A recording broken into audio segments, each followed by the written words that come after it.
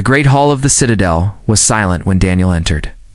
The tall stone walls carried the weight of history. The flames of the torches flickered across the banners that hung above. Every step he took echoed across the marble floor, drawing the eyes of nobles and guards who stood along the sides. At the far end of the hall, upon a throne of carved silver and oak, sat Queen Alara. She wore a crown that shimmered in the glow of firelight, and her gaze was steady as it fell on the man who dared to walk toward her. Daniel was not dressed in fine silks or noble garments. His clothes carried the dust of travel, and his armor bore scratches from battles past. He was not a man of titles or great wealth. He was a soldier who had fought at the borders, who had stood in fields where smoke rose and steel clashed. His body carried the marks of scars, and his eyes showed the quiet strength of someone who had seen both loss and victory. Yet in that moment he carried himself with a courage that made even the proud lords fall silent. He stopped at the foot of the throne and bowed low, though not with the fear many expected. His voice was steady, calm, and filled with a weight that came from honesty. He looked at the queen and spoke words that shocked the court. He asked her, "What if I wed you?" The sound of his question spread through the hall like a storm. Whispers rose at once, gasps filled the air, and guards stepped forward with hands on their swords. Such a question, spoken by a man without noble blood, could be seen as an insult or worse. But Queen Alara did not rise in anger. She lifted her hand, and the guards froze where they stood. The hall grew quiet again, so quiet that the crackle of fire could be heard on the walls. She studied him, her face calm, but her mind filled with questions. No one had ever dared to speak so directly to her, not the wealthiest duke, nor the proudest general. Yet here was a soldier, one who came from the fields of battle, asking a question that could change the course of her life. Daniel did not lower his gaze. He had faced swords, arrows, and fire, and now he faced the eyes of a queen. He spoke again, saying he did not come to her for riches or for crowns. He told her he had seen the kingdom bleed, and he had fought so that children could sleep without fear. He said he had given all he had for the land she ruled, and still he was willing to give more. His words were not polished with the art of nobles, but they carried truth, and truth weighed heavier than gold. The queen leaned forward, her fingers resting on the arm of her throne. She asked him if he understood the danger of his question. Many in the court wished to see him punished, to be dragged away in chains for daring to speak. But Daniel did not falter. He told her that he knew the risk, yet he also knew that power without love was an empty throne. He said that peace could not be built only with armies or walls, but with trust and sacrifice. For a moment, the queen said nothing. Her eyes did not move from his face. In her heart she remembered the nights when the crown felt like iron, when the weight of the kingdom was heavier than stone. She thought of the nobles who had asked for her hand, each seeking power for themselves. None speaking with the voice of one who cared for the people more than his own gain. Daniel's words were bold, perhaps foolish, yet they carried a fire she had not heard before. The court stood frozen, waiting for her judgment. The guards were tense, ready to act at her command. But Alara raised her hand once more, her voice firm as she told them to stand down. The guards lowered their blades, though unease lingered in their eyes. She dismissed them from the hall, leaving only herself and Daniel standing in the silence of the great chamber. The whispers of the nobles faded, as they too were sent away. Now the hall was quiet again, save for the sound of her voice and his steady breath. The queen asked him why he had spoken such words when he knew it could cost him everything. Daniel's answer was simple. He said he could not serve a kingdom if he did not speak the truth of his heart. He had given his blood for the land, and now he offered his soul for the chance of something greater. His words did not tremble, and his eyes did not turn away. Ow. The queen sat back, her mind heavy with thought. For the first time in many years, she felt the silence of the throne shift, as though the hall itself was waiting. Daniel's question hung in the air, bold and dangerous, yet filled with meaning that could not be ignored. The night outside stretched on. The firelight flickered across the stone walls, as the fate of both soldier and queen began to take shape. The queen sat in silence for a long while after dismissing the guards in the court. The large hall felt emptier now, though the fire still burned and the shadows danced across the stone walls. Daniel remained standing at the foot of the throne, his back straight, his hands resting calmly at his sides. He was not afraid, even though he knew the weight of what he had done. Any other man might have begged forgiveness or fallen to his knees, but he stood as a soldier who had already given his life many times over for the kingdom. At last Queen Alara spoke, her voice quiet but firm. She asked him what had driven him to speak such daring words, to stand before her throne and offer something no one else had dared. Daniel answered without hesitation. He told her he had fought in villages burned to the ground, where families had been left with nothing but ashes. He had seen soldiers fall one by one, giving their lives to protect the borders. He had watched children cling to their mothers with fear in their eyes. He said he had given his blood for the land, and he would not lie when asked what he wished for its future. He wished for a kingdom led not only by power but by love. The queen listened closely. She had heard many men speak, but their voices were often coated in pride or desire for gain. Daniel's words were plain, simple, and filled with truth. She asked him if he thought himself worthy of such a place by her side. Daniel shook his head, said worthiness was not for him to decide.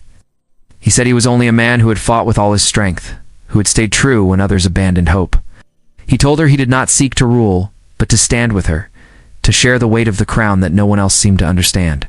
For the first time in years, Alara felt a stirring of something deeper than duty. She looked into his eyes and saw not ambition, but devotion. She asked him what he would give if she accepted his words. His answer was simple, said he would give everything he had already given, and more. He would guard her not because he must, but because he chose to. He would fight for her, not because of orders, but because his heart left him no other choice. The night grew darker outside the tall windows, and the glow of the torches filled the room with warm light. The queen rose from her throne and walked down the steps toward him. The sound of her footsteps echoed, and Daniel did not move, though every eye in the world would have told him to kneel. She stood before him, close enough to see the small scars on his face and the worn edges of his armor. He smelled of earth, steel, and smoke, a man shaped by years of hardship. Yet his eyes were clear, and they did not turn away. Lara asked him if he feared what the court would say. Daniel said the court had never fought in the mud, had never buried friends beneath broken shields. He said their whispers were lighter than wind, but the truth was heavier than stone. He did not fear their judgment. He only feared silence when words should be spoken. His answer made the queen pause, for she knew he was right. Too often had she sat in silence while nobles argued over titles and gold, their words meaningless compared to the cries of the people outside the walls. The queen moved past him and walked toward the great doors. She called for the guards, who entered again with uncertain eyes. They expected to see Daniel dragged away in chains, yet instead the queen ordered them to leave him unharmed. She told them he was to remain in the palace under her command. The guards obeyed, though confusion showed on their faces. None spoke against her, for her voice carried the authority of one who would not be questioned. When the doors closed once more, Alara turned back to Daniel. She told him that his words had shaken the stillness of her throne, but one night was not enough to decide the future of a kingdom. She said she would test his truth, not with swords or duels, but with time. She would see if his devotion could stand against the storm of doubt and the weight of a crown. Daniel bowed his head at last, not in fear but in respect. He told her he would remain, no matter the trial. His voice was calm, steady, and without pride. It was the voice of a man who had already chosen his path. The morning sun rose over the citadel, painting the walls in soft light as Queen Alara stepped into the gardens. The air was cool, and the scent of flowers drifted on the breeze. Daniel was already there, standing near the stone fountain, his armor polished, though still scarred from battles past. He bowed his head when she entered, though not in fear. His respect was clear, but so was his steady nature. He was not a man who sought to impress with empty gestures. He stood as he was, honest and unshaken. The queen walked slowly, her steps quiet on the stone path. She asked him if he had slept, and he answered that soldiers learned to rest whenever they could. She asked him why he had not fled in the night, knowing the court's anger would only grow. He replied that he had faced worse than whispers and threats. He said his place was here, where his words had been spoken, and he would not turn from them now. They walked together through the garden, past roses that climbed the stone walls and lilies that grew by the water. Alara asked him about the battles he had seen. Daniel spoke of the northern fields, where snow turned red from endless fighting. He spoke of villages that burned, of homes that fell, and of soldiers who fought even when hope was gone. Yet he also spoke of people rebuilding, of farmers who returned to plant seeds in the same soil where their brothers had fallen. He said the kingdom was filled with both sorrow and strength, and he wished the queen could see the courage of those beyond the palace walls. Elara listened closely. She had lived within walls of stone, hearing reports from lords and generals, but never from the lips of those who bled for her land. Daniel's words painted a picture she had not known. She asked him why he had stayed true when others had broken. He told her that a man without loyalty was a man already lost. He said he fought not for glory, but so that a child could grow without fear. He spoke of duty, but he also spoke of choice. He chose to stand again and again, because he believed the kingdom was worth more than his own life. The queen stopped by the fountain and looked at him. She asked him if he sought her crown. Daniel shook his head. He said crowns were made of metal and jewels, heavy and cold.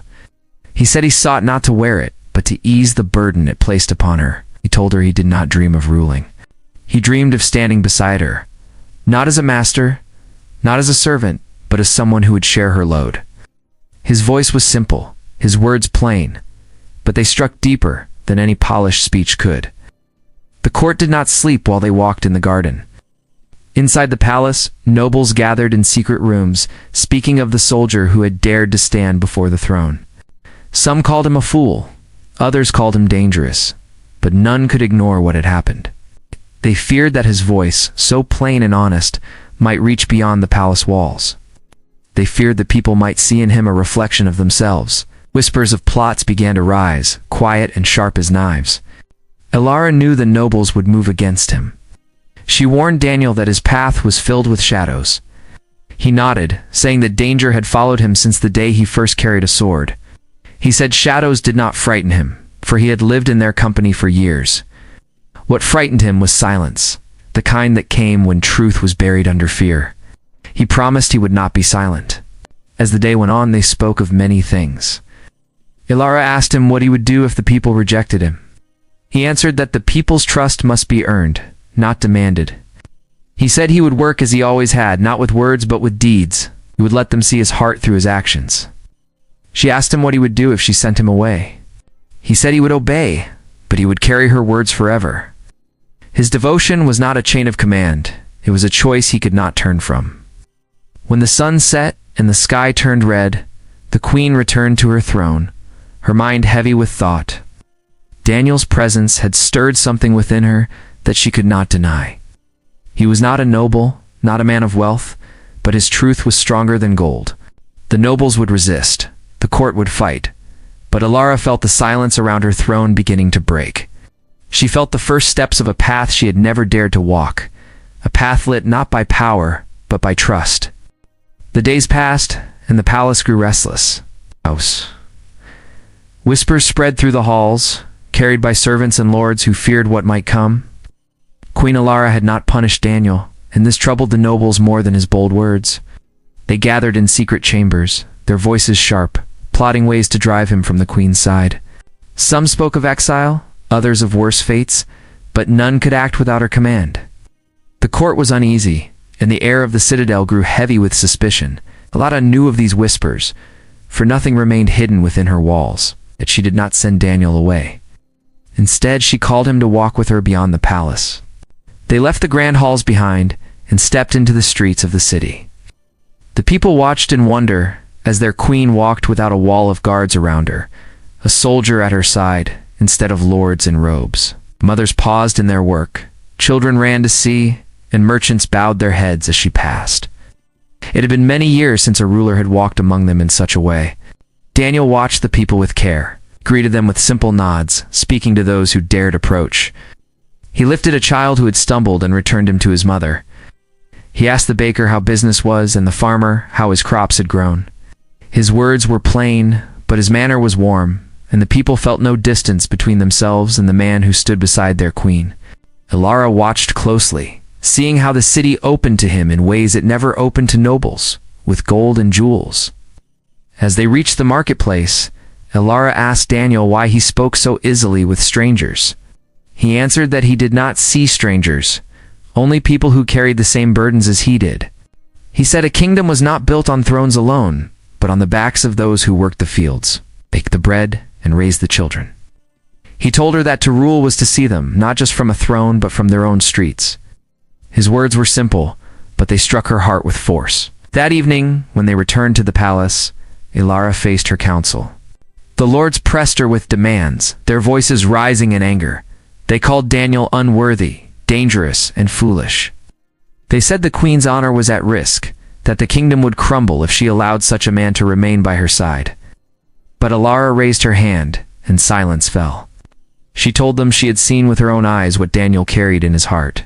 She told them that their gold could not mend the broken home she had seen, nor could their titles heal the scars of her people. She reminded them that the throne was not only for them, but for all who lived under its crown. The lords argued still, but her voice held firm. Daniel stood silent through it all, his eyes steady, his presence unshaken. He did not need to speak, for his truth had already been spoken in the streets. The council left with anger, but the queen's word was law, and they could not defy it openly. Yet in their hearts, their plots grew deeper, sharper, and more dangerous. Later that night, Ilara and Daniel walked the palace gardens. The moon cast silver light upon the stone paths, and the air was cool. She asked him if he knew the danger he had placed himself in. Daniel said he had lived with danger for as long as he could remember. Told her he had no fear of threats made in secret halls. Said his only fear was failing to speak when truth was needed. His calm voice carried across the quiet garden, and Ilara felt her doubts slowly fall away. She asked him if he truly wished to stand with her, even if it meant bearing the hatred of nobles and the weight of endless trials. Daniel looked at her and said he had already carried burdens heavier than gold. He said he would not falter, not while she bore the crown alone. His promise was plain, yet it felt stronger than steel. For the first time in years, Ilara felt the cold silence of her throne begin to break. The night grew still, but in that stillness, a path began to form. It was a path filled with shadows and dangers, but also with light. Ilara knew the kingdom would not remain quiet for long. But in Daniel's presence, she felt a strength she had not known before. The choice before her was no longer only about a soldier and a queen. It was about the future of the kingdom itself, and whether it would be built on fear or on trust. The day of decision came sooner than many expected. The council of nobles demanded a hearing before the queen, and word of it spread quickly through the city. The great hall was filled again, with lords in rich robes, guards in polished armor, and servants who dared not lift their eyes. Yet beyond them, whispers of the common people reached even the walls of the palace. They had seen Daniel in the streets, had spoken with him, and their voices carried a tone of hope that had long been missing. The nobles feared that hope more than any sword. When Queen Ilara entered the hall, the noise fell silent. She walked with steady steps, her crown catching the glow of the torches. Daniel stood near the side, unarmed, dressed only in plain garments. He did not bow deeply, but his respect was clear. The lords looked at him with anger, for they knew what this day could mean. If the queen stood with him, their power would weaken. She cast him aside, their hold would grow stronger.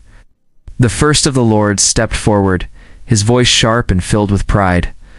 He accused Daniel of daring to break the laws of rank, of speaking words unfit for his station. Others followed, each adding their voice, demanding that the queen punish the soldier and send him far from her sight. They spoke of honor, of tradition, of bloodlines, but their words rang hollow in the hall. The people had no seat there, yet their presence could be felt. For outside the walls, the city waited to hear what choice their queen would make. Ilara raised her hand, and the lords fell silent. Her eyes moved across the hall, lingering on Daniel. She asked him if he had anything to say. Daniel stepped forward, his voice steady, and said he had no defense but the truth. He said he had asked her a question not out of pride but out of devotion. He told them he sought no crown, no title, only the chance to stand beside the woman who bore the heaviest burden of all. His words were plain, yet they struck deeper than the polished speeches of nobles. The lords laughed at him, mocking his simple speech, but their laughter died when the queen rose from her throne. She walked down the steps, her gaze never leaving Daniel. The hall grew quiet once more, so quiet that every step echoed like thunder. She stood before him, and for a long moment nothing was spoken. Then she turned to the lords and spoke with a voice that carried across every corner of the chamber. She told them that crowns were not held aloft by jewels, but by the strength of those who protected the kingdom.